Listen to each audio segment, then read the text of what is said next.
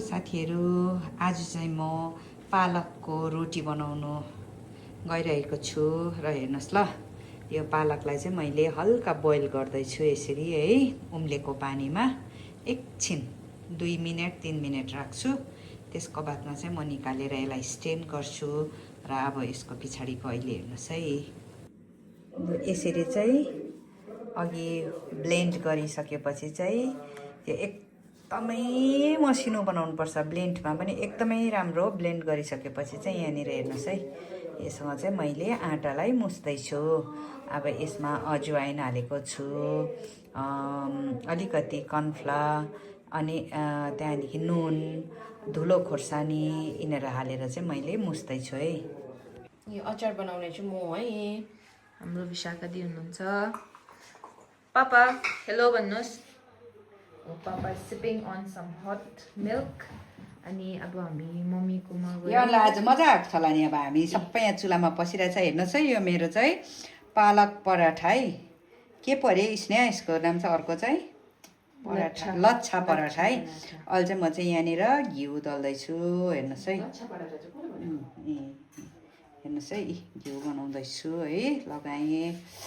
अब हेर्नुहोस् है, यसलाई चाहिँ यसरी मसिनो मसिनो प्रकारले सानो सानो स्लाइस गरेर काट्नुपर्छ है।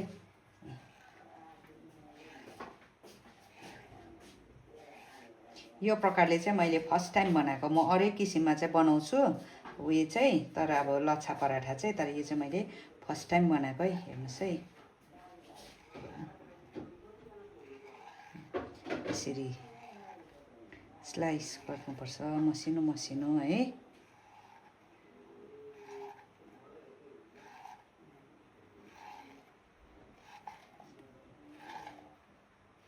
मलाई मजा लागेको थियो, इन्स्टाग्राममा देखेको थिएँ मैले है। हेर्नुहोस् है, हो अब चाहिँ यो यताकोलाई हेर्नुहोस् है, यताकोलाई यसरी तान्यो, यसरी यसरी तान्दै तान्दै तान्दै तान्दै ल्यायो यहाँनिर। यताकोलाई यसरी लग्यो उता।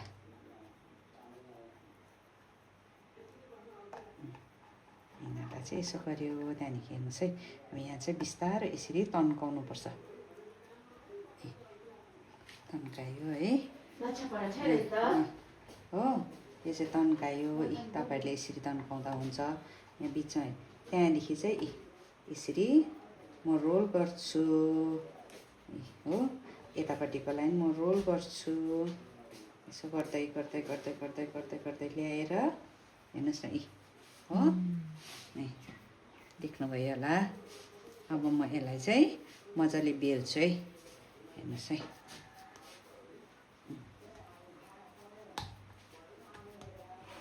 अब यसलाई चाहिँ अलिकति म पिठो चाहिँ लाउँछु है, पाउडर लाउँछु है। विशाखालाई धन्यवाद है, आवाज पुरा गरिदिनु भएकोमा।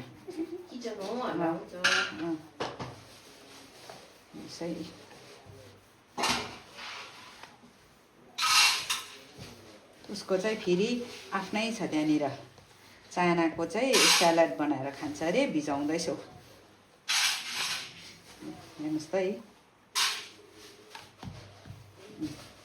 कति राम्रो भयो नि। हेरौँ कस्तो भएछ। हेर त है, लच्छा पराठा हाम्रो हस्टेलमा यस्तै दिन्थ्यो नि लच्छा पराठा हो। अब यसलाई चाहिँ मैले तावा हिट गरिरहेको छु। अब यहाँनिर हालेँ। अब म तपाईँलाई अहिले पाकेर देखाउँछु। अब उताटी चाहिँ दिदी चाहिँ, अब यहाँ चाहिँ म अलिअलि हो बिस्तारो पकाउनुपर्छ यसलाई चाहिँ, कम्ती आँचमा। मेरो राखेर यसरी राखेको छु है मैले। अब अहिले म तपाईँहरूलाई प्लेटमा हालेर देखाउँछु कस्तो हुन्छ। हेर्नुहोस् त, सबै पाकिसके।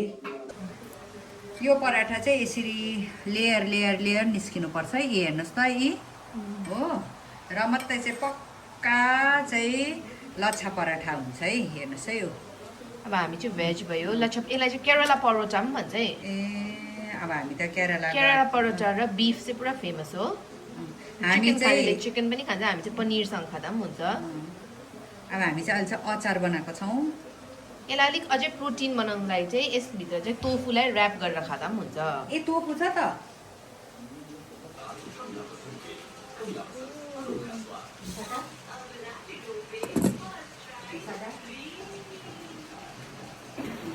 उता चाहिँ यो चाहिँ स्नेहाको प्लेट यसलाई त अचार अलिक दिनुपर्छ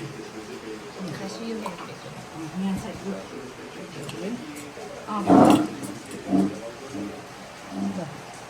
ल यो प्याड पाउडर परेको स्नेहालाई नै Wow, this is so good. Ooh, nom nom. तिमीहरूको छोला